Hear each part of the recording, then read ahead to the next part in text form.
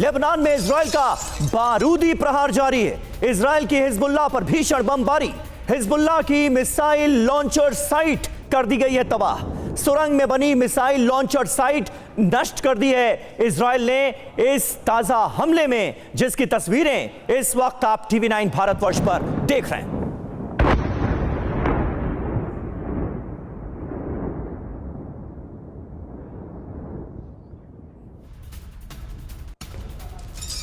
और इधर इजराइल का तायरे पर बड़ा हमला। हिजबुल्लाह के ठिकानों पर बारूदी वर्षा। इमारतों में छिपे हिजब लड़ाकों पर हमला। आईडीएफ के हमले में धुआं धुआं हुई इमारत। तस्वीरें भी इस हमले की सामने आई हैं। इमारतों में जो हिजब के लड़ाके छिपे थे उनको टारगेट किया गया और यह हमला किया गया। आईडीएफ के हमले में यह बिल्डिंग बुरी तरह से क्षतिग्रस्त हुई है।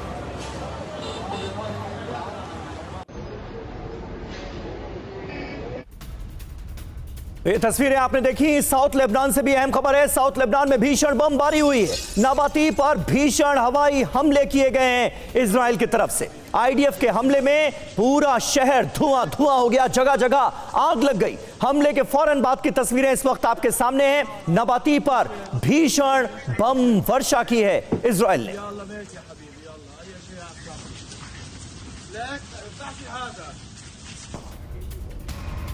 और हिजबुल्लाह की एयर यूनिट पर बड़ा हमला। लेबनान के त्यूज इलाके में एयर स्ट्राइक हुई है और हिजबुल्लाह यहीं से इजराइल को निशाना बना रहा।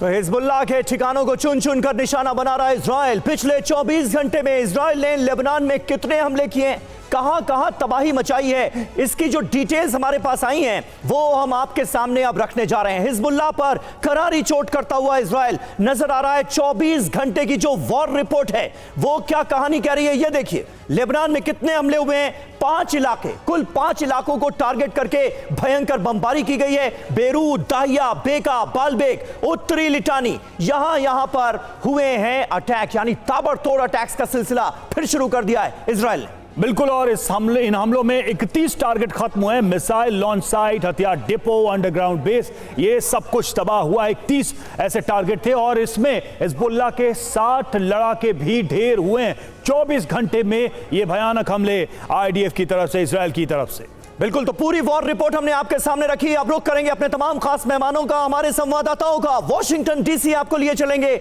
मनीष झा हमारे सहयोगी वहां से हमारे साथ मौजूद हैं। फॉर्मर एम्बेसडर योगेश गुप्ता जी भी हमें ज्वाइन कर रहे हैं। मेजर जनरल वीके दत्ता साहब हमारे साथ मौजूद हैं। आलोक बंसल, एक और रक्षा विशेषज्ञ भी हमारे साथ जुड़ेंगे। लेकिन सबसे पहला सवाल मनीष मैं आपसे करना चाहूंगा।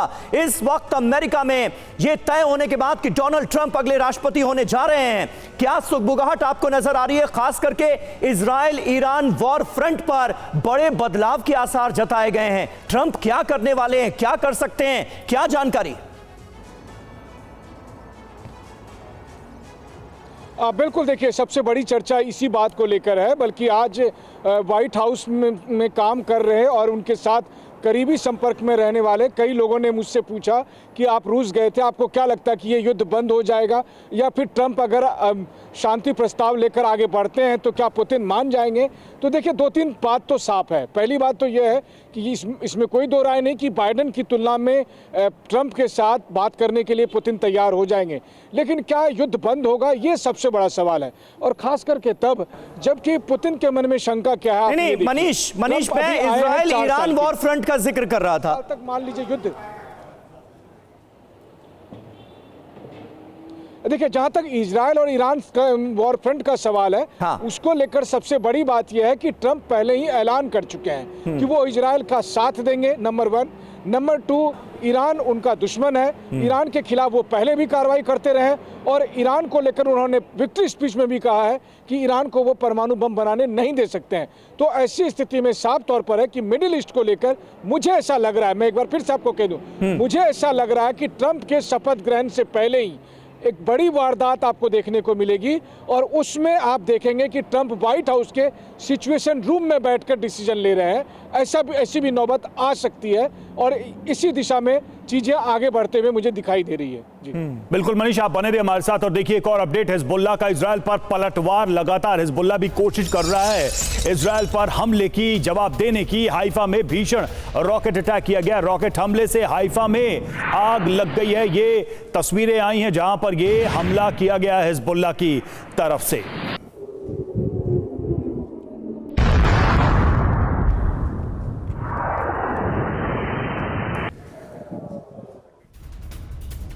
तो बहुत कुछ ऐसा घट रहा है जिस पर नजर बनाकर रखी जानी जरूरी है। लेबनान से किरियत पर भी प्रहार किए गए।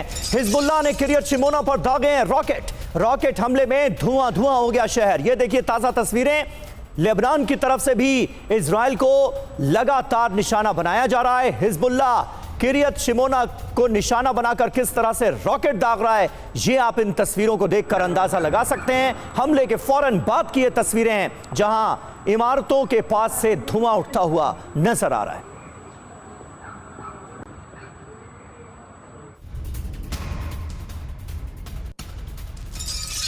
वही लेबनान से रॉकेट हमले का एक और वीडियो सामने आया। हिजबुल्लाह ने किरियत शहर पर दागे 15 रॉकेट। हिजबुल्लाह के हमले से गाड़ियों में आग लग गई। रॉकेट हमले में एक इमारत भी तबाह हो गई।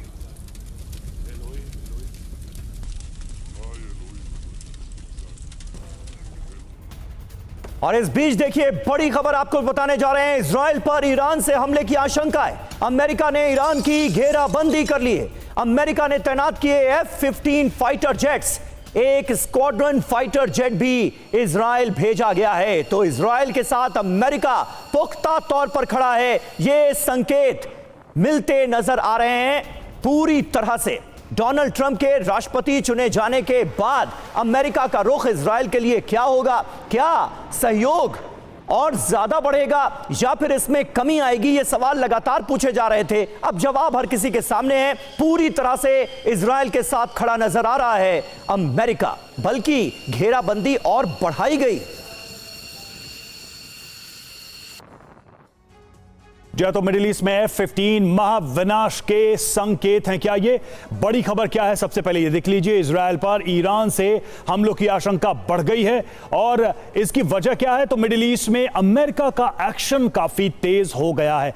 F-15 फाइटर जेट की तैनाती की गई है और इसकी वजह क्या मानी जा रही है? तो ईरान से इजराइल पर होने वाले हमलों को ये रोकेगा और प्रॉक्सी की तरफ से जो भी अटैक है उसको नाकाम करेगा। F-15 की ताकत को भी देख लीजिए। मल्टी रोल एयरक्राफ्ट है, सभी मौसम में उड़ सकता है। 13,000 किलो का बम लेकर उड़ने में सक्षम है। अब तक 100 लड़ाकू विमान ढेर कर चुका है। तो इसकी ताकत का भी आपको अंदाजा हो गया होगा। दत्ता सर के पास मैं जाना चाहूंगा। सबसे पहले सर यही समझना चाहेंगे कि ये जो मूवमेंट आपको दिखाई दे रही है अमेरिका की तरफ से, इसके क्या यही संकेत माने जाएं कि ईरान पर हमला हो सकता है? और क्या ये किसी डील के तहत ईरान पर बढ़ते शिकंजे का संकेत है, यानी अमेरिका और इजराइल मिलकर अपना स्कोर सेटल करें ईरान के साथ? देखिए, ऐसा है, जब से इजराइल ने काउंटर एयर स्ट्राइक किया ईरान के ऊपर 26 अक्टूबर को, तब से ईरान धमकी देता चला आ रहा है कि अब वो जो पलटवार करेगा वो बहुत भीषण होगा और उसके अंदर वो हजारों की तादाद में मिसाइल लॉन्च करेगा और इजराइल का वजूद मिटा देगा। तो उसके चलते इजराइल कोई चांस नहीं ले रहा और वो हमला करने से पहले भी इजराइल ने अपनी एयर डिफेंस को पुख्ता किया था। जो पहले उसकी 3 लेयर की डिफेंस होती थी एयर डिफेंस, उसको 5 लेयर में बढ़ाया गया। 5 लेयर का मतलब है, सबसे पहले जो समुद्र के जो असेट्स हैं अमेरिकन या यूके के, उनका हवाई बेड़ा और जो समुद्र के असेट्स हैं। उसके बाद में जो थर्ड मिसाइल लगाएगी सदर्न इजराइल के अंदर, उसको फिर सपोर्ट करने के लिए एरो के बाद में डेविड स्लिंग और डेविड स्लिंग के एंड में जो है आयरन डोम। तो ये 5 लेयर का एयर डिफेंस तैयार करने के बाद ही इजराइल ने ईरान के ऊपर 26 अक्टूबर का हमला किया।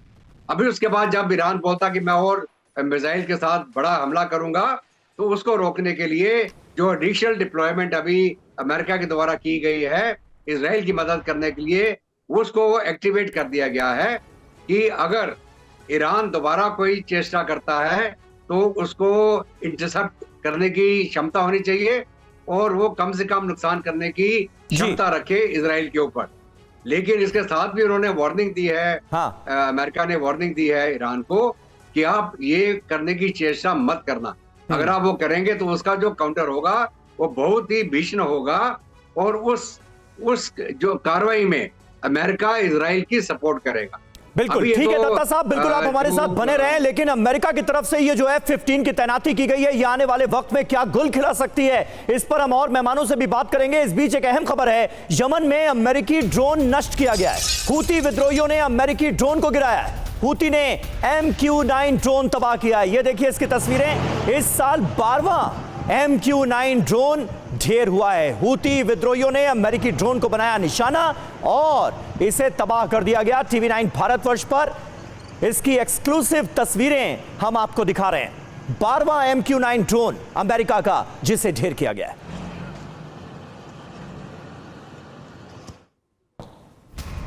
और ट्रंप की जीत से ईरान कमजोर होगा, पूर्व अमेरिकी राजदूत का बहुत बड़ा दावा। ट्रंप ईरान को अलग थलग और कमजोर करेंगे, पूर्व राजदूत ब्रायन हुक का CNN पर दावा।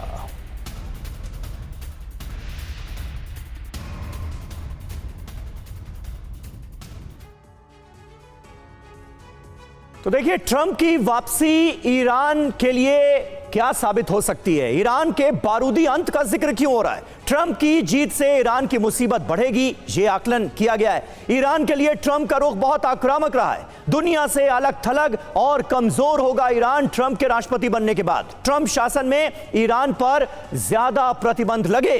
ट्रंप ने ईरान से परमाणु समझौता तोड़ा। अगर पिछले कार्यकाल की बात की जाए तो ईरान की वजह से मिडिल ईस्ट में अस्थिरता साफ तौर पर देखी जा सकती है। ब्रायन हुक जो कि ईरान में अमेरिका के पूर्व राजदूत हैं, वो ये कह रहे हैं। बिल्कुल, ट्रंप सरकार में ब्रायन हुक ईरान में राजदूत रहे हैं और ब्रायन हुक ने कहा ट्रंप गाजा में शांति ला सकते हैं, यानी कि वो ऐसे कदम उठा सकते हैं जिससे मिडिल ईस्ट में स्थिति शांतिपूर्ण हो जाए। बिल्कुल, और एम्बेसडर योगेश हमारे साथ मौजूद हैं। योगेश जी, क्या रुख फिलहाल डोनाल्ड ट्रंप का नजर आ रहा है, अमेरिका का नजर आ रहा है? एक तरफ हम देख रहे हैं तैनाती बढ़ाई गई है, डिप्लॉयमेंट बढ़ाया गया है। इजराइल और ईरान के बीच आखिर क्या होने जा रहा है, ये सवाल हर किसी के जहन में है। ट्रंप के राष्ट्रपति चुने जाने के बाद इस पूरे रीजन में कितना असर इसका पड़ता हुआ आप देख रहे हैं? देखिए, एक तो ये बात है कि अमेरिका ने प्रेसिडेंट ट्रंप ने जो है ये बात साफ कर दी है कि वो इजराइल की फेवर में है फुली, और उन्होंने इजराइल को बोला है कि Israel has the right to finish its war on against terrorism on Iran and its proxies. तो उससे जो है इजराइल को और डिप्लोमेटिक स्पेस मिल जाता है और वो इसका फायदा उठा के जो है अब जो है वो ये जो प्रॉक्सीज है हिजबुल्लाह वगैरह, इनके ऊपर हमला कर रहा है। इसी तरह से जो इनकी प्रॉक्सीज है सीरिया में, इराक वगैरह में, वहां पे भी हमले कर सकता है। दूसरी बात ये है कि जहां तक ईरान के साथ डायरेक्ट लड़ाई की बात है तो उसमें देखिए 26 अक्टूबर की लड़ाई के बाद ये ईरान के ऊपर था कि भाई अब ईरान आगे क्या करे, क्योंकि इजराइल ने तो कह दिया था कि भाई अब उसका हमला खत्म हो चुका है। अब अगर ईरान जो है दोबारा हमला करता है तो उसमें देखिए फिर जो है वो इजराइल का रिस्पॉन्स बहुत मैसिव हो सकता है। तो मेरे ख्याल से ईरान को सोचना पड़ेगा कई बार कि भाई वो हमला करे या ना करे। तो इसलिए उसके बारे में हो सकता है ईरान थोड़ा पीछे हट जाए। तीसरी बात ये कि जो ईरान के जो फ्रेंडली मुल्क है जैसे रूस है या चाइना है, ये जो या नॉर्थ कोरिया भी है, ये मुल्क जो है इनके रिलेशंस जो है खासतौर से रूस के और नॉर्थ कोरिया वगैरह के, ये प्रेसिडेंट ट्रंप के साथ बहुत अच्छे हैं। प्रेसिडेंट पुतिन जो है अलग से जो है प्रेसिडेंट ट्रंप के साथ बातचीत कर रहे हैं। उनकी प्रायोरिटी ये है कि एक ऑनरेबल डिसेंट सोल्यूशन निकल आए अगर यूक्रेन वॉर का, तो उससे रूस को बहुत राहत मिलेगी जी। तो उनका फोकस उसके ऊपर है। नॉर्थ कोरिया के साथ भी जो है राष्ट्रपति ट्रंप के अच्छे रिलेशंस थे, तो नॉर्थ कोरिया भी थोड़ा जो है इस वक्त हाथ खींच लेगा। तो इसलिए जो ईरान के दोस्त मुल्क है, फ्रेंडली कंट्रीज है, वो भी थोड़ा सा इस वक्त तो आप कह रहे हैं कि ईरान को के साथ नहीं खड़े हो गए। आप कह रहे हैं कि ट्रंप के आने के बाद से जो ये एक ग्लोबल टेंशन है हर तरफ, उसमें कमी आने की एक उम्मीद तो है, क्योंकि ऐसे सारे देशों के साथ ट्रंप का थोड़ा बहुत हिसाब किताब सही रहा है। इस पे एक उम्मीद बनती। हम लौटेंगे आपके पास और बंसल सर के पास भी इस पर हम बातचीत करेंगे, उनका व्यू पॉइंट जानने की कोशिश करेंगे। और देखिए, हिजबुल्लाह ने वॉर वीडियो जारी किया है और इजराइल के साफेद पर हमले का वीडियो सामने आया है। मलक 1 मिसाइल से हमले का दावा किया जा रहा है। ये देखिए, ये तस्वीरें सामने आई हैं इस हमले की। मलक 1 मिसाइल से ये अटैक किया गया, ये दावा किया जा रहा है इजराइल के साफेद पर हमले का। ये वीडियो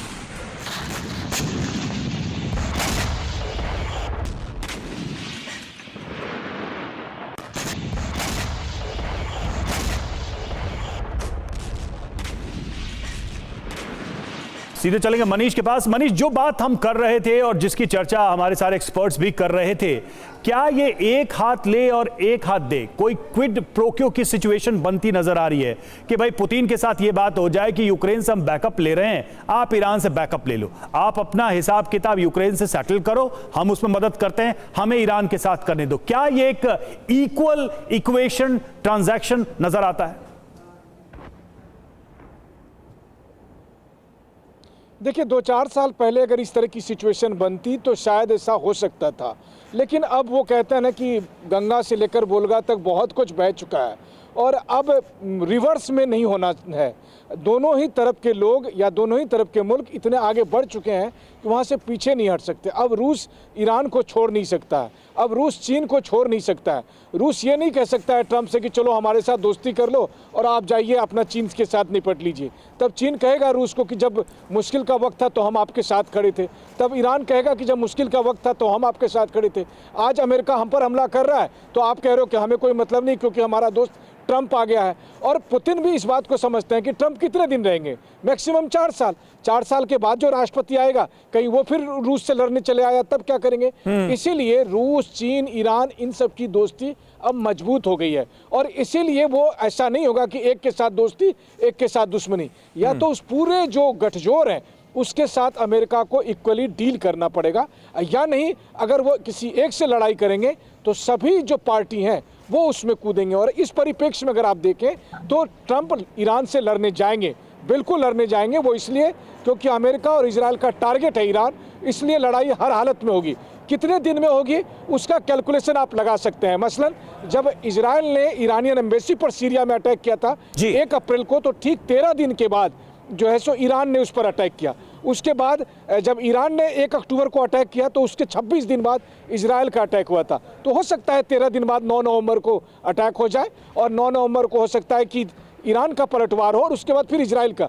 लेकिन हाँ, ईरान उस ट्रैप में आ चुका है जो इजराइल और अमेरिका चाहते थे, इसलिए ये जंग होगी और उसके बाद देखना होगा कि पुतिन फिर उसमें ईरान का साथ देते हैं या नहीं। राइट, ये बहुत महत्वपूर्ण पहलू है जिसका आपने जिक्र किया है। मनीष, बने रहे आप हमारे साथ। और इस बीच देखिए बंसल साहब, मैं आता हूं आपके पास। गाजा में विनाश की तस्वीरें सामने आई हैं, वो जरा अपने दर्शकों को दिखा दें। आईडीएफ के हमले के बाद बेतलाइया तबाह हो गया है, हर तरफ मलबा ही मलबा नजर आ रहा है। इन तस्वीरों पर जरा गौर कीजिए। इससे पहले भी गाजा में विनाश की तमाम तस्वीरें आपने देखी होंगी, लेकिन ये एक और तस्वीर हम आपको दिखा रहे हैं बेतलाहिया इलाके की, जो पूरी तरह से तबाह हो गया है, बर्बाद हो गया है। दूर दूर तक कोई इंसान आपको नजर नहीं आएगा, हर तरफ मलबा ही मलबा दिख रहा है। बंसल साहब हमारे साथ मौजूद हैं। बंसल साहब, क्या अमेरिका के लिए भी डोनाल्ड ट्रंप के अगले कार्यकाल में आसान होगा रूस के साथ दोस्ती की पींगे बढ़ाना और यूक्रेन का साथ छोड़ देना? क्योंकि हम ईरान फ्रंट का जिक्र लगातार कर रहे हैं। ईरान से मुकाबला जो है वो और जोरदार तरीके से अमल में लाया जा सकता है, इजराइल को कुछ और छूट दी जा सकती है, इसके भी संकेत डोनाल्ड ट्रंप देते हुए नजर आते हैं। और ईरान और रशिया के आपस के संबंध कितने मजबूत हैं, कैसी दोस्ती है, इससे भी हम अच्छी तरह से वाकिफ हैं। आप कैसे एनालाइज करेंगे इन इक्वेशंस को? देखिए, पहली चीज तो यह है कि जहां तक सवाल रूस का है, मुझे ऐसा लगता है कि डोनाल्ड ट्रंप के राष्ट्रपति काल में ये रूस और यूक्रेन का युद्ध खत्म होने की काफी बड़ी संभावना है।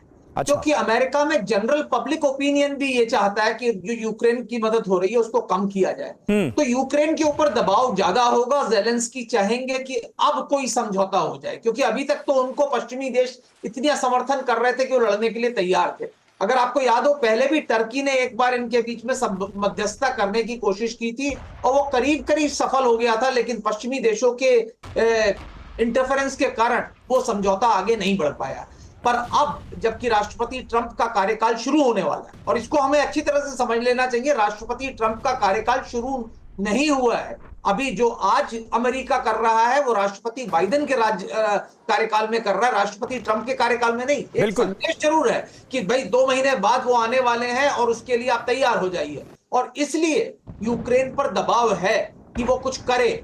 लेकिन साथ ही साथ इजराइल, और जहां तक सवाल ईरान का है, तो इजराइल को एक बहुत बड़ा लैटिट्यूड मिल गया है, जैसा कि योगेश साहब ने कहा कि अब वो कुछ भी करे उसके ऊपर उतना दबाव नहीं पड़ने वाला जैसा कि उसको बाइडेन या कमला हैरिस की राष्ट्रपति काल में पड़ सकता था। तो अब क्या है कि इजराइल के हमले जो हैं गाजा, हिजबुल्लाह के ऊपर काफी हद तक तेज होने की संभावना है।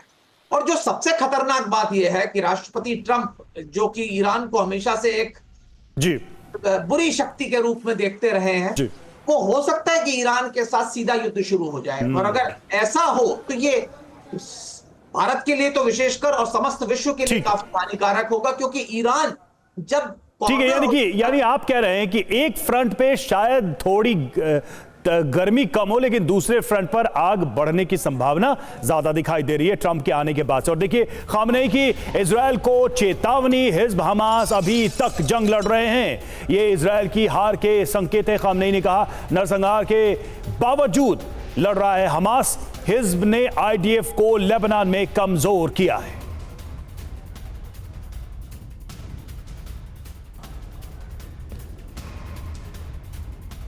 तो देखिए, ईरान की नई चेतावनी, नई वार्निंग क्या है, महायुद्ध की आशंका कैसे बढ़ती हुई नजर आ रही है।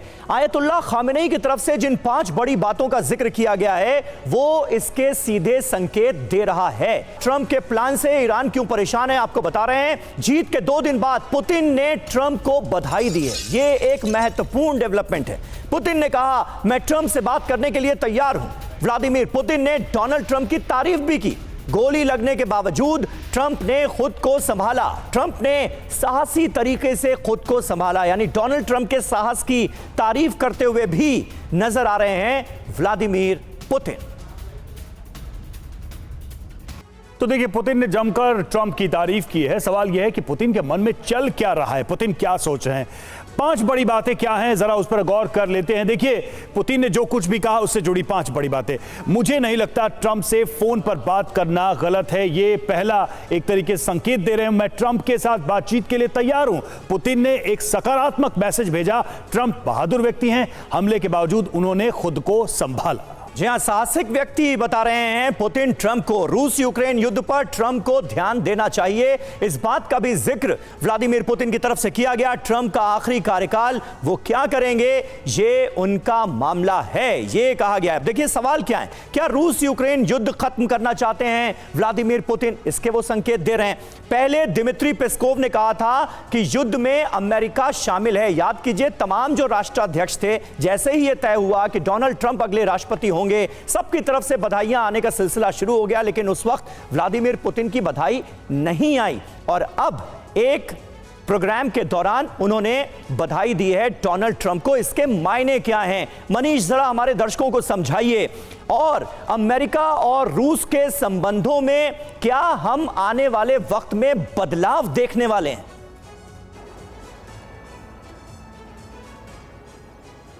देखिए, वैसे तो पुतिन शतरंज के माहिर खिलाड़ी हैं, तो जब वो कुछ बोल रहे होते हैं तो आप समझिए कि वो 2.5 चाल और 3 चाल आगे की सोच रहे होते हैं। अभी सबसे पहले देखिए, 3 साल पहले वो वक्त था जब अमेरिका रूस को पूरी वैश्विक समुदाय में अलग थलग करने में जुटा था। और आज क्या वक्त है? आपकी आवाज नहीं आ रही है मनीष, आपकी आवाज रुक रुक कर आ रही है। जी जी, एक बार फिर बोलिए। बिल्कुल, मैं आपसे कह रहा था कि समय देखिए कैसे बदला है। हाँ। कि एक बार अमेरिका रूस को वैश्विक समुदाय में अलग थलग करने में जुटा हुआ था, लेकिन अभी हालत यह है कि अमेरिका के नए राष्ट्रपति डोनाल्ड ट्रंप पुतिन से बात करना चाहते हैं और ये कॉल पुतिन को लेना है कि ट्रंप से बात करनी है या नहीं। और अगर एक बार वो बात करते हैं तो फिर जो अमेरिका का रूस को अलग थलग करने का पूरा मिशन था उस पर पानी फिर गया, नंबर 1। नंबर 2, ब्रिक्स के सफल आयोजन के बाद रूस ने यह दिखा दिया कि अलग थलग कौन पड़ा है।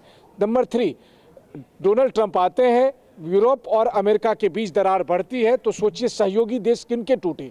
और नंबर 4, इन सब के बाद अभी युद्ध खत्म करने पर जब फैसला होना होगा तब पुतिन फैसला दूसरी तरह से लेंगे।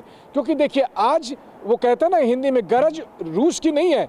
रूस अभी 2, 4, 6 महीने, साल 2 साल लड़ सकता है। अभी अमेरिका की गरज है। अमेरिका चाहे तो युद्ध एक दिन में खत्म हो सकता है। आज जेलेंस्की को कह दे कि कल से मैं हथियार तुम्हें दूंगा ही नहीं, तो जेलेंस्की लड़ेंगे कैसे? हथियार खत्म, आपको तो पुतिन से बात करने की भी जरूरत नहीं पड़ेगी।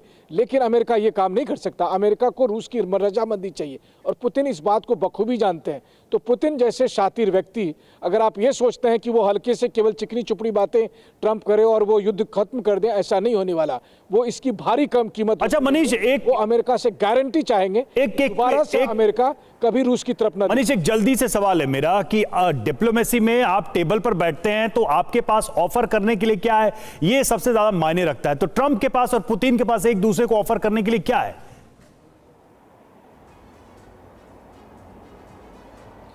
देखिए, ट्रंप के पास सबसे बढ़िया ऑफर करने का है कि वो रूस को नाटो की सदस्यता ऑफर कर दे, जो पुतिन कहते भी हैं। क्योंकि पुतिन के लिए समस्या अभी जंग नहीं है। पुतिन के लिए समस्या ये है कि अमेरिका और उसके सहयोगी देश एग्जॉस्ट हो चुके हैं और अगर इस वक्त शांति का प्रस्ताव मान लिया गया तो 5 साल बाद फिर जंग होगी, तो उस समय पुतिन की जनता पुतिन से सवाल करेगी कि एक बार फिर आप बेवकूफ़ क्यों बने। तो पुतिन ये बेवकूफ़ी नहीं करेंगे। इसलिए पुतिन के पास अभी ऑफर ये है कि वो वैश्विक समुदाय के सामने अमेरिका को कटघरे में लाना चाहते हैं, अमेरिका से ये कबूलनामा करवाना चाहते हैं कि हाँ, हमसे गलती हुई, आने वाले दिनों में ना केवल रूस बल्कि चीन, ईरान या किसी भी ऐसे रेसिस्टेंस फोर्स के खिलाफ हम युद्ध नहीं करेंगे। जी। क्या ऐसी बात को अमेरिका मानेगा? नहीं मानेगा। इसलिए अगर आप देखें परमुटेशन कम्युनिकेशन के हिसाब से ये युद्ध थमने वाला नहीं है। ठीक है, बिल्कुल मनीष, बने रहे आप हमारे साथ। ट्रंप और पुतिन में बात की संभावना देखिए बड़ी, और इसीलिए हम ये सारी बातें भी कर रहे हैं। एनबीसी के हवाले से एक बहुत बड़ी खबर आ रही है, पुतिन से बात करने के लिए डोनाल्ड ट्रंप भी तैयार हैं। डोनाल्ड ट्रंप ने कहा पुतिन से जल्द करूंगा बात। तो एक संकेत, एक इशारा व्लादिमीर पुतिन की तरफ से, और अब उसका जवाबी इशारा डोनाल्ड ट्रंप की तरफ से दिया जा रहा है। यानी यह कहा जा सकता है कि दोनों ही नेता एक दूसरे से बात करना चाहते हैं। तो अब सवाल यही है, सबसे बड़ा सवाल यही है कि ट्रंप और पुतिन में बातचीत कब हो सकती है, ये स्थिति या ये मौका कब आ सकता है। तो ट्रंप ने क्या कहा, सबसे पहले ये देखिए, पुतिन से जल्द बातचीत होने की संभावना है, ये संकेत ट्रंप ने दिए हैं। यानी कि ये समय तो नहीं बताया, लेकिन ये जरूर बताया कि जल्दी से वो बातचीत हो सकती है। और अब तक 70 देशों के नेताओं ने फोन करके बधाई दी है। पुतिन ने बधाई के लिए अब तक फोन नहीं किया है।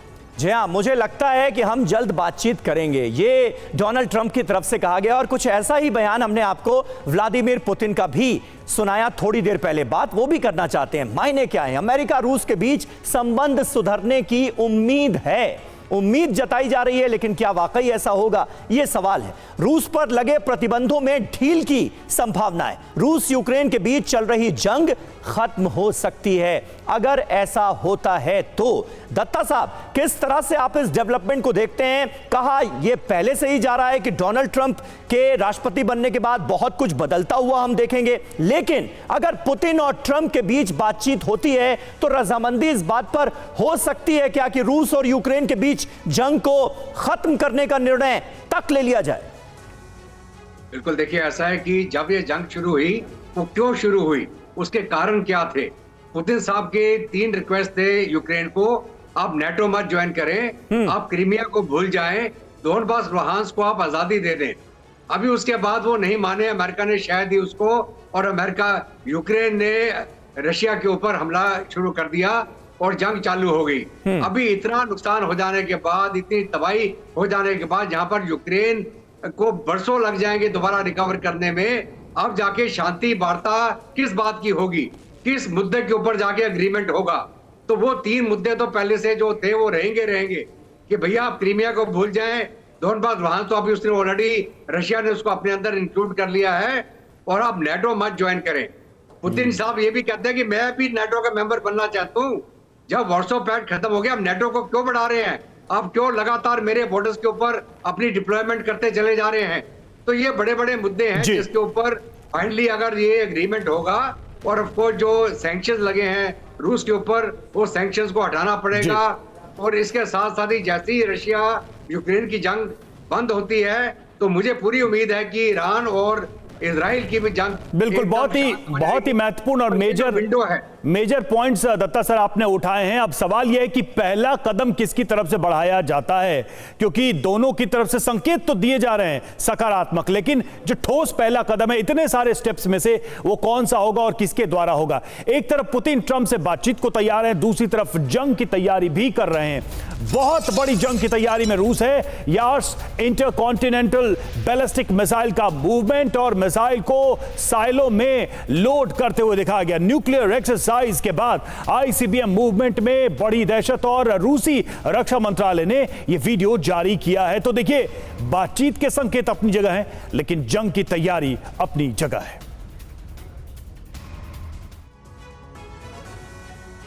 तो देखिए, ये खबर बड़ी है, बड़ी जंग की तैयारी में है रूस। यार्स इंटरकॉन्टिनेंटल बैलिस्टिक मिसाइल का मूवमेंट देखा गया है।